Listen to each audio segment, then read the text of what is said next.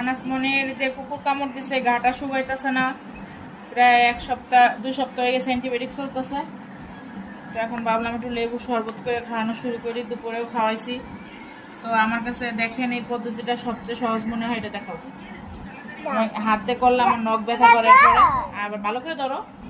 আমার কাছে এটা মনে হয় সহজ। আপনার মেশিংও আছে আমার, কিন্তু আমার কাছে মনে হয় মেশিংয়েও চাপ দিলে রস থাইকা যায়। এই সিস্টেমটা আমার কাছে সবচেয়ে ভালো মনে হয়।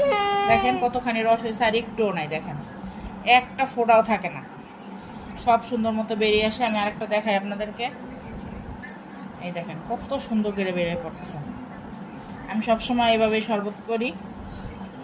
আর লেবু না নখ দিয়া চাপলে না, এরপরে নখের মধ্যে ব্যথা করে, খুব জ্বলে। তো সবচেয়ে সহজ হয়েছে এইটা। যখন বেশি লেবু খাওয়ানোর প্রয়োজন হবে, আপনারা এই সিস্টেমে শরবত বানাবেন। আর এখানে দেখেন চিনি আর লবণ দিয়ে আনছি একবারে, শুধু শরবতটা ঢাইলে রেডি করে ফেলাবো। ছোট মানুষ তো চিনি ছাড়া খাইতে চায় না।